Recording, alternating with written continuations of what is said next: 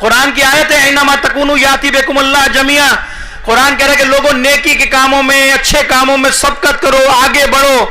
یاتی بکم اللہ جمیعا, خدا ضرور ایک دن تمہیں ایک جگہ اکٹھا کر لے گا, جمع کر لے گا. اس آیت کی تفسیر میں علامہ مجلس نے بحار الانوار میں جو روایت لکھی ہے حیران رہ جائیں گے, بڑی خوبصورت روایت ہے.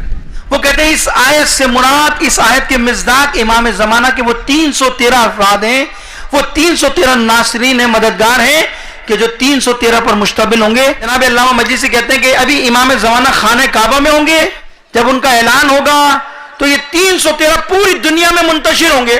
کوئی پاکستان میں ہوگا, کوئی امریکہ میں ہوگا, کوئی ایران میں ہوگا, کوئی دنیا کے مختلف دیہاتوں میں, گاؤں میں ہوں گے. جیسے ہی حضرت حجت کے ظہور کی آواز سنیں گے, خدا انہیں چشم زدن میں پوری دنیا سے اکٹھا کرے گا. کیسے کرے گا؟ علامہ مجلس نے ایک مثال دی ہے کہ ایسے اکٹھا کرے گا جس طرح آصف ابن برخیہ نے چشم زدن میں تخت بلقیس کو اٹھایا شہر سبا سے اور سلیمان کے پاس پیش کیا, اسی طرح خدا اپنی طاقت اور قدرت سے پوری دنیا کے اندر جو امام زمان کے ناصرین منتشر ہوں گے انہیں پلک جھپک میں اٹھائے گا اور خانہ کعبہ میں امام زمان کے سامنے فخر سلیمان کے سامنے پیش کر دے گا. عزیزو, مسئلہ یہ دوری وہاں سے نہیں ہے, دوری ہماری طرف سے. امام زمانہ کے اور ہمارے درمیان کیا چیز حائل ہے؟ ہمارے اور امام زمانہ کے درمیان جو سب سے بنیادی چیز حائل ہے وہ ہمارے گناہ ہیں, وہ ہماری خطا ہے, وہ ہماری معصیت ہے, وہ ہمارے گناہ ہیں. کبھی سوچا ہم نے کہ ہم اس دنیا میں گھومتے ہیں پھرتے ہیں, دنیا کے سارے رنگ دیکھتے ہیں, ایک سے ایک پھولوں کا, جگہوں کا, ناردن ایریا میں چلے جائیں ایک سے ایک جگہ کا مشاہدہ کرتے ہیں, سب خدا کے حسن کو دیکھتے ہیں, لیکن یہ آنکھیں گناہوں کی وجہ سے اتنے گناہوں کے پردے پڑ چکے ہیں کہ ہم نہیں دیکھ سکے تو یوسف زہرا کو نہیں دیکھ سکے. امام زمانہ ہمارے درمیان کیا چیز حائل ہے؟ گناہ ہے, گناہ. ورنہ واقعی امام زمانہ مدد کرتے ہیں. ختم کر دیا میں نے بات کو. آج بھی حضرت حجت ہماری مدد کرتے ہیں, بلکہ روایت کا خلاصہ کر دوں آپ کے سامنے. روایت میں یہ کہتے ہیں کہ جب امام قائم ظہور کریں گے تو لوگ پہچان جائیں گے اور کہیں گے کہ یہ تو وہی ہیں جنہوں نے ہماری فلاں جگہ مدد کی تھی, تو وہی انہوں نے فلاں جگہ ہماری مشکل کشائی کی تھی. یعنی جو مثال دی جاتی ہے نا پیغام امام زمانہ کے اندر, انبیاء کی مثالیں ہوں گی, انبیاء کی تشبیہ پائی جائے گی, انبیاء کی سیرت پائی جائے گی. انبیاء کی تشبیہ میں سے ایک تشبیہ یہ ہوگی کہ امام زمانہ کے اندر حضرت یوسف کی تشبیہ پائی جائے گی. یوسف کی مثال اس لیے دی ہے کہ جس طرح حضرت یوسف کے بھائی جب ان کے پاس پہنچے تھے گندم لینے کے لیے, حضرت یوسف کو ان کے بھائی نہیں پہچان سکے جب تک حضرت یوسف نے اپنا تعارف نہیں کرایا. بھائی نہیں پہچان سکے, حالانکہ بھائی تھے, سگے بھائی حضرت یوسف کو نہیں پہچان سکے. اسی طرح امام زمانہ ہماری مدد کرتے ہوں گے, ہمارے دان درمیان ہوں گے, ہماری نصرت کرتے ہوں گے, ہم نہیں پہچان سکیں گے. وَإِلَّا یہ کہ جب تک امام زمانہ اپنا تعارف نہیں کرائیں گے اس وقت ہم کہیں گے تو فلاں امام نے ہماری جگہ مدد کی تھی, فلاں جگہ مدد کی تھی. میں نے کہا نا امام مدد کرتے ہیں, نصرت کرتے ہیں, ہم پکارتے نہیں ہیں. آئیے آخری واقعہ, اور بچوں کے لیے یہ واقعہ, بڑوں کے لیے بھی ہے, سب کے لیے یہ واقعہ, ہمارے لیے بھی ہے. امام کیسے مدد کرتے ہیں؟ خالص ہو جاؤ گے نا تو امام مدد کریں گے. ہمارے یہاں تو پتہ نہیں کیا کیا چیزیں شروع ہو گئی. میں تو بڑا کھل کے بات کرنے کا عادی ہوں, بھائی اچھی لگے یا بری لگے. اب یہ زمانہ ویسے بھی آخری طرف جا رہا ہے, اچھی لگے تو ٹھیک ہے, نہیں لگے تو بھیا 2 روٹی زیادہ کھا لیے گا. ہمارے یہاں منتیں مانی جاتی ہیں نا, مرادیں, منتیں, عجیب و غریب منتیں ہیں. بادشاہ لوگ ہیں ہمارے یہاں تو جو جس کے ذہن میں آ جاتا ہے وہ منت مان لیتا ہے. منت کیسے ہوتی ہے سنیے, پھر امام نصرت کیسے کرتے ہیں اور وعدہ وفا کیسے ہوتا ہے سنیے. یہ منتیں نہیں ہوتی ہیں یہ جو ہمارے یہاں مانی جاتی ہیں کہ مولانا ہماری منت حل کر دے تو ایک کان میں بندہ ڈال لیں گے. یہی ہے نا منت, اس سے زیادہ کیا ہے؟ اب اچھی لگے یا بری لگے بھیا آپ کو. اور اب تو منت زیادہ آ گئی ہیں, زیادہ سخت منت ہوتی ہے تو کہتے ہیں مولا ایک میں نہیں دوسرے میں بھی ڈال لیں گے, ہے یا نہیں ہے؟ جبکہ یہ روایت میں ہے کہ یہ ظہور کی علامتوں میں سے ایک علامت ہے کہ جب مرد عورت کی شبیہ, عورت مرد کی شبیہ ہو جائے تو سمجھ لو ہمارا قائم آنے والا ہے. منت کیا ہے دیکھیے, ایک طالب علم, ایک اسٹوڈنٹ اس زمانے کے اندر دیہات میں پڑھ رہتا تھا اور شہر بہت دور کئی کلومیٹر پڑھنے جایا کرتا تھا, کئی میل, اور اس پورے راستے کے اندر صرف ایک بس تھی جو آیا کرتی تھی, بس وہی جاتی تھی, مسافر کو لے کر وہی واپس آیا کرتی تھی. دوسری کوئی ٹرانسپورٹ, کوئی ذریعہ, کوئی وسیلہ نہیں گاؤں سے شہر جانے. یہ طالب علم تھا, اسٹوڈنٹ تھا, آپ کی طرح پڑھتا تھا, جاتا تھا, آتا تھا. جب اس کا فائنل پیپر آیا, ہوا یہ کہ جب گھر سے پیپر دینے کے لیے نکلا, راستے کے درمیان میں بس آ کر خراب ہو گئی. اب یہ بچہ پریشان ہو گیا بیچارہ کہ میرے مستقبل اسی پر ہے, میرے فائنل ایئر کا یہ فائنل پیپر ہے اور بہت امپورٹنٹ پیپر ہے. پریشان پوچھا بس والے سے کیا ہوا؟ کہا پتہ نہیں کیا ہوا، بس خراب ہوئی۔ کہا بھائی کیسے صحیح ہوگی؟ کہا اب تو کوئی شہر جائے گا، یا بس نہیں پہنچے گی تو وہاں خبر ملے گی تو دوسری بس آئے گی تو پھر آپ کو لے کے جائے گی، یعنی پورا دن ختم۔ بڑا پریشان بیٹھا ہوا۔ دیکھیے یہ ہے دل، جب امام وقت کی طرف متوجہ کرے نا تو امام مدد کرتے ہیں، امام نصرت کرتے ہیں، تو اس طرف متوجہ ہوتے ہی نہیں ہے نا۔ میں نے کہا نا کبھی پاکیزہ قلب سے امام زمانہ کو پکارا ہی نہیں ہے۔ ہمارے وقت کا مشکل کشا ہمارے درمیان موجود ہے، ہماری مشکلات کو حل کرتے ہیں، ہماری مسائل کو حل کرتے ہیں، لیکن ہم متوجہ نہیں ہیں۔ یہ بیٹھا پریشان فکروں میں ڈوبا، کیا کروں میرا مستقبل ہے۔ اس کے دل میں خیال آتا ہے، بیٹھے بیٹھے گریا کرتا ہے، حضرت حجت سے توسل کرتا ہے، اے امام زمان آپ میرے وقت کے امام ہیں، آپ میرے وقت کی مشکل کشا ہیں، اے حضرت حجت آپ جانتے ہیں کہ یہ میرے مستقبل اس پر دار و مدار اس پیپر پر، میرے فائنل ایئر کا فائنل پیپر ہے، اور یہ پیپر نہیں دیا تو میں فیل ہو جاؤں گا اور یہ پورا سال میرا ضائع ہو جائے گا۔ مولا آپ میری مشکل کو جانتے، میری پریشانی کو جانتے، مولا میں وعدہ کرتا ہوں اگر آپ نے میری مدد کی، آپ نے میری مشکل کشائی کی، میری نصرت کی، تو مولا میں وعدہ کرتا ہوں کہ پوری زندگی اول وقت میں نماز پڑھوں گا۔ سمجھے آئی منت؟ یہ بندے اندوں کی منت نہیں ہوتی، کیونکہ اس میں کرنا ہی کچھ نہیں ہے نا، کہانی تو چدوانا ہے۔ اب تو کہ لیٹسٹ طریقہ آ گیا، کھجوانے کی ضرورت نہیں، اوپر سیدھے بالوں پر پتہ نہیں کیا کیا آ گئی چیزیں، ہے نا۔ یہ ہے جس کے دل میں پاکیزہ ہوتا ہے نا، وہ کہتا ہے حضرت جیسے کیا کہہ رہے ہیں، مولا میری مدد کرو، اول وقت میں نماز پڑھوں گا۔ اول وقت کے بارے میں چھٹے امام کی روایت ہے، لیس من شیعتنا من استخف بالصلاۃ، جو نماز کو خفیف سمجھے، یعنی اس کو حقیر سمجھے، ڈیلے کرے، سستی دکھائے، کاہل دکھائے، لیس من شیعتنا، ہمارے شیعوں میں سے نہیں ہے وہ۔ یہ چھٹے امام نے اپنے بچوں کو وصیت کی ہے، اور یہ کیا منت مان رہا ہے، آپ نے میری مدد کی، نصرت کی، مولا اول وقت میں نماز پڑھوں گا۔ ابھی کیا دیکھا، بیٹھا ہوا توسل کر رہا تھا، بیٹھا ہوا اچانک ایک شخص آیا عربی لباس پہنے ہوئے، اور بس کے ڈرائیور سے کہا بھائی کیا ہوا؟ کہا بس خراب ہو گئی ہے، یہ ہو گیا۔ اچھا کیا ہوا؟ کہا پتہ نہیں کیا ہو گیا۔ اس نے کہا اچھا تم اسٹیئرنگ پہ بیٹھو۔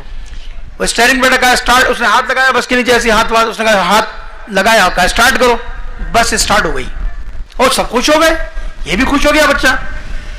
جلدی جلدی بس والے نے کہا بھائی بسوں میں بیٹھو، جلدی جلدی سب اپنی اپنی سیٹوں پہ بیٹھے۔ یہ بچہ جس نے امام زمانہ سے یاد کیا تھا، امام زمانہ توسل کیا تھا، یہ ونڈو والی سیٹ پر بیٹھا تھا، کھڑکی والی ہوتی ہے نا، ونڈو والی سیٹ جو ہوتی ہے اس پر بیٹھا ہوا تھا، اس کا ہاتھ یوں رکھا ہوا تھا ونڈو کے کونے پر باہر۔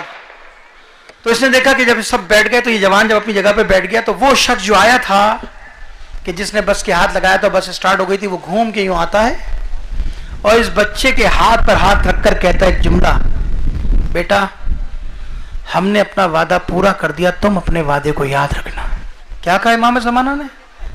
ہم نے اپنا وعدہ پورا کر دیا، تم نے ہمیں بلایا تھا نا مدد کے لیے، تم نے ہمیں اپنی نصرت کے لیے بلایا تھا نا، ہم نے اپنا وعدہ پورا کر دیا، اب تم نے اپنا وعدہ یاد رکھنا کہ اول وقت میں نماز پڑھو گے۔ خوش ہوا امام سے وعدہ کہ چلے گئے۔ اب کیا ہوا؟ ہو گئے، پیپر ہو گیا، کامیاب ہو گیا، سب کچھ ہو گیا۔ اب کیا ہوا؟ اب پریکٹیکل لائف میں آیا، اب نوکری کے لیے گیا، انٹرویو کے لیے گیا، بڑی جگہ گیا۔ اب سب پیپر انٹرویو کے لیے بیٹھے تھے لوگ، ایک آواز صدا دی، دوسرے کو بلایا، تیسرے کو بلایا۔ اب جب اس کی باری آنے لگی، جیسے اس کی نوبت آنے لگی، مؤذن کی اذان کانوں میں آواز پڑی، اللہ اکبر اللہ اکبر، جیسی اذان کی آواز آئی، اب اس کے اور شیطان کے درمیان جنگ شروع ہوئی، ادھر اذان ادھر مستقبل، کہ اس انٹرویو کے اندر مجھے نوکری مل سکتی ہے۔ وہاں دل کہہ رہا کہ نہیں، امام زمانہ سے وعدہ کیا تھا، ہم ہوتے تو ایمانداری سے بتائیے کیا کہیں گے، مولا آپ کو نہیں پتا انٹرویو تھا، ساری زندگی وقت میں نماز پڑھی ہے، تو کیا ہوا انٹرویو دے کے نماز پڑھنے، توجیہ کر رہے ہوتے نا۔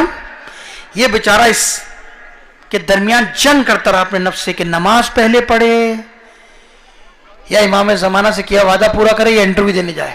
اپنے نفس کو مارا کہ نہیں، میں نے اپنے مولا سے وعدہ کیا تھا، اور سیٹ چھوڑ نماز پڑھنے چلا گیا۔ اب جب یہ نماز پڑھ گیا، انٹرویو ختم۔ اب وہ جو بیچارہ کاؤنٹر پہ بیٹھا تھا، اس نے پوچھا بھائی میری آپ کو بلایا تھا، آپ تھے نہیں، چلے گا، انٹرویو ختم ہو گیا۔ اب اس سے ریکویسٹ کرنے لگا کہ بھائی میں نماز پڑھنے گیا تھا۔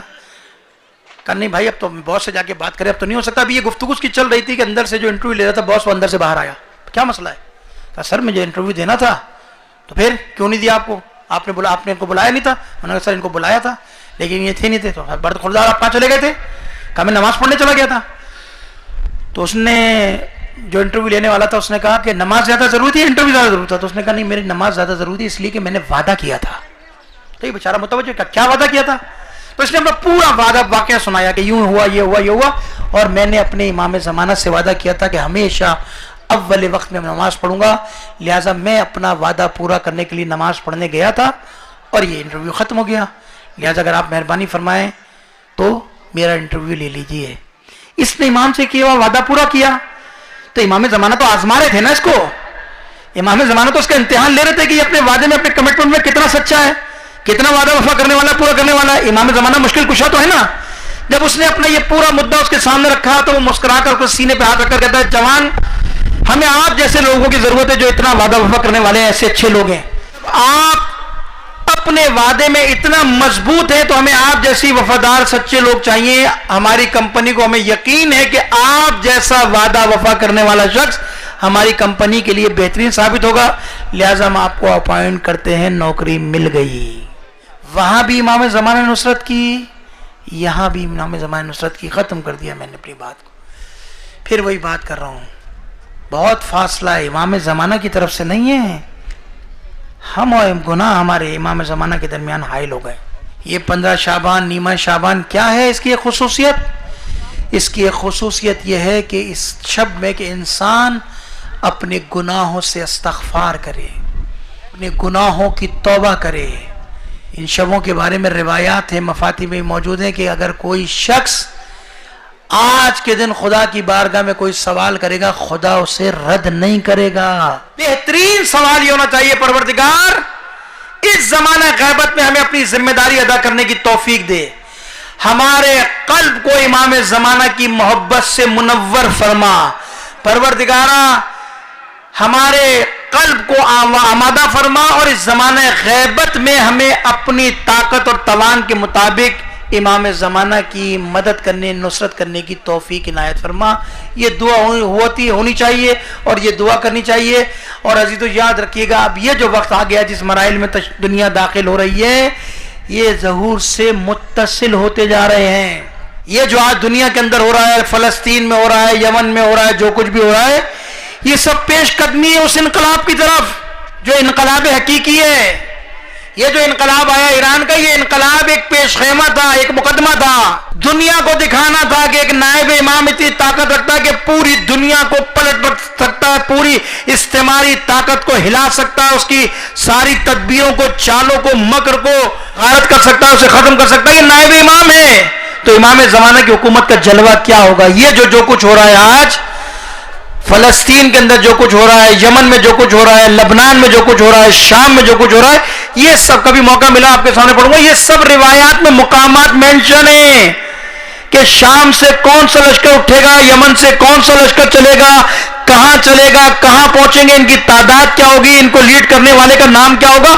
یہ سب روایت میں موجود ہے. ہمیں صرف امیر المومنین نے وصیت یہ کی ہے کہ یا بنی کون للظالم خصما وللمظلوم ہونا. میرے بچوں وصیت کر رہا ہوں کہ ظالم کے مخالف، مظلوم کے حامی رہنا.